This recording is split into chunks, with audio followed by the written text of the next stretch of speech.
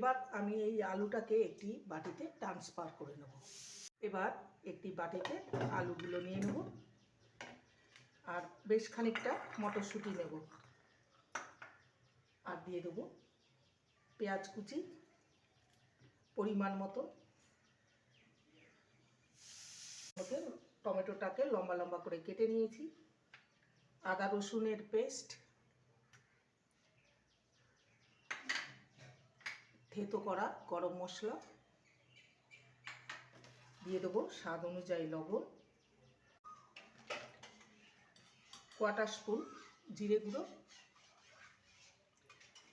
Quarter spoon ধনে গুঁড়ো। আমি কাঁচা লঙ্কা দেবো, সেই জন্য ঝাল লঙ্কার গুঁড়োটা খুবই কম দিলাম।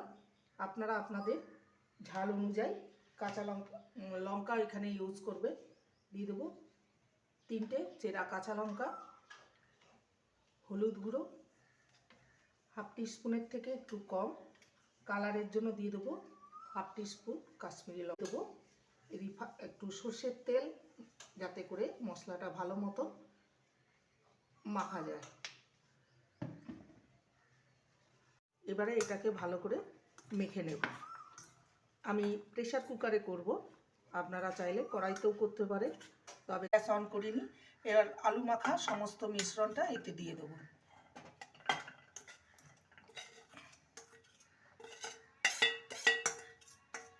এবার এই মিশ্রণে সামান্য জল দিয়ে দেবো, জলটা দিয়ে দিলাম।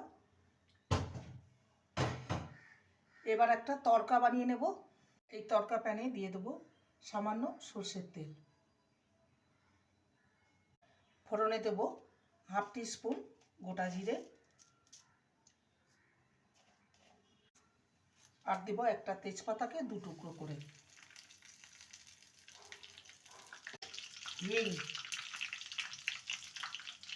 হিঙের ফ্লেভারটা খুবই ভালো। ফোড়নটা ভাজা হয়ে গেছে, এবার এই ফোড়নটা এর মধ্যে দিয়ে দেব।